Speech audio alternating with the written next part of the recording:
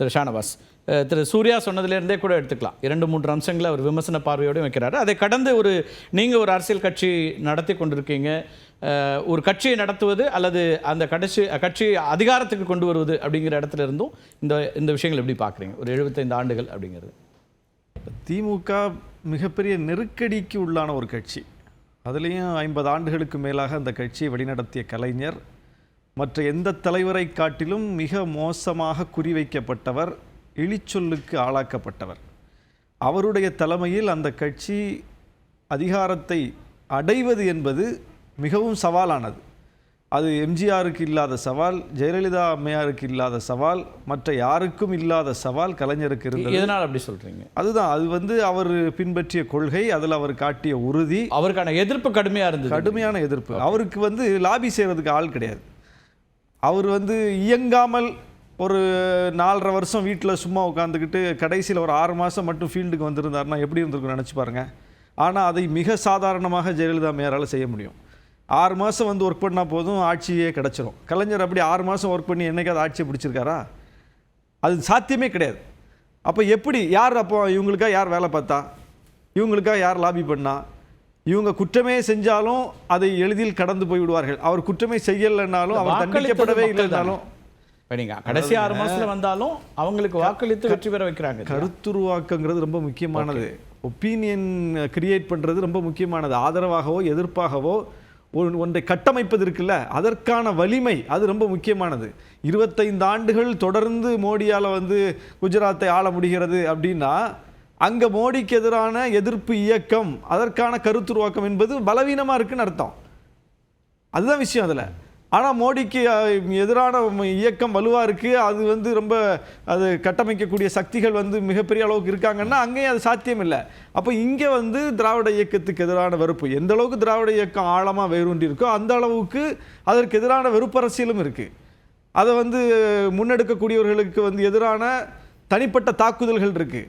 அவங்கள உளவியலாக வீழ்த்தக்கூடிய அளவுக்கு சுற்றிலும் உட்கார்ந்துருக்காங்க. இதையெல்லாம் தாண்டி தான் அவங்க அதிகாரத்துக்கு வரணும். இப்போது நீங்கள் இட்டுக்கட்டப்பட்ட ஒரு பொய்யின் மூலம் ஜெயலலிதா அம்மையாரை ஆட்சியிலிருந்து அகற்ற முடியுமா?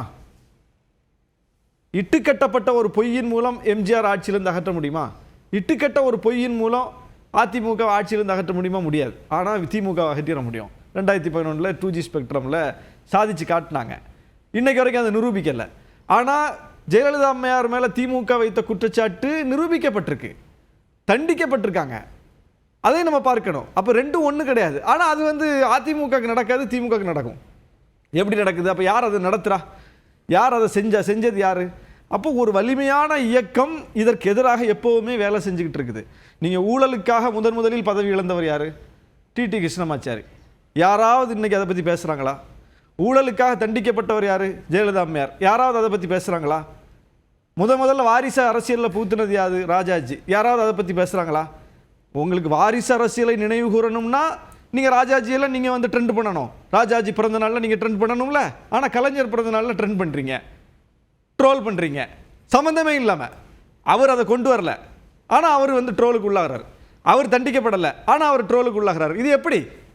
இறந்து போன பிறகும் ஒரு மனிதர் அவர் சம்பந்தப்படாத விஷயத்துக்காக குறிவைக்கப்படுறாரு பாருங்க. இதுதான், சம்பந்தப்பட்டவர்கள் மறக்கடிக்கப்பட்டு விட்டார்கள்.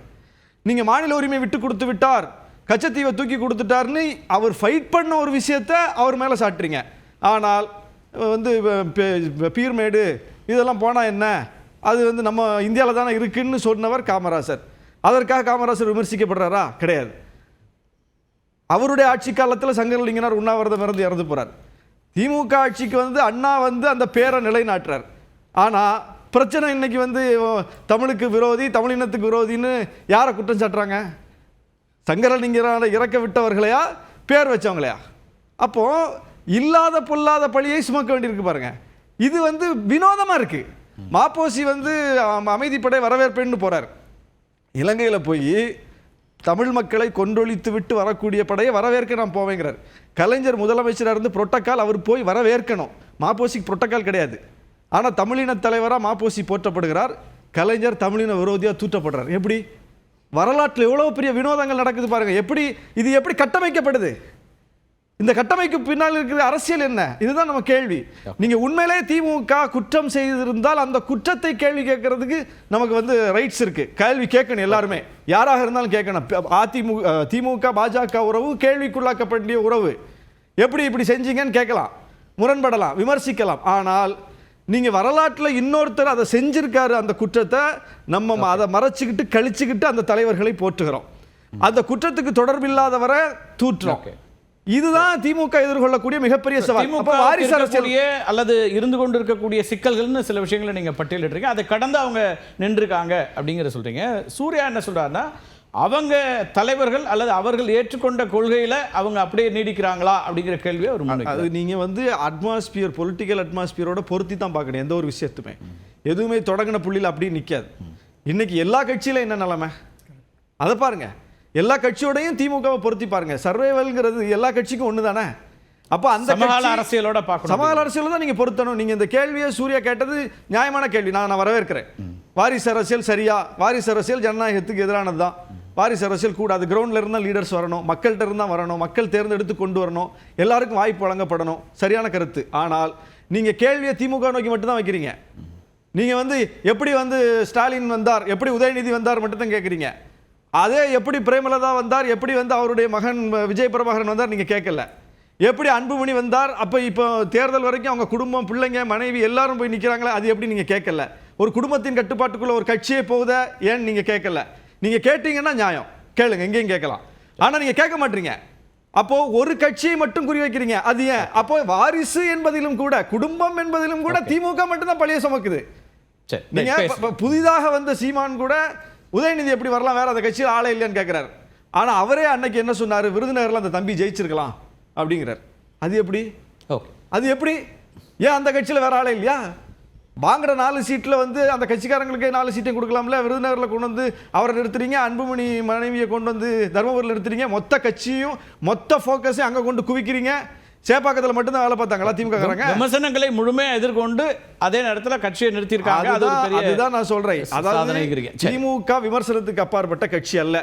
திமுகவோடு கூட்டணியில் இருந்து நாங்களே பல விஷயங்களை விமர்சிக்கிறீங்க, அது வேற. ஆனால் திமுகவை நோக்கி கேள்வி கேட்பதற்கும் ஒரு நியாயம் இருக்கணுங்கிறேன்.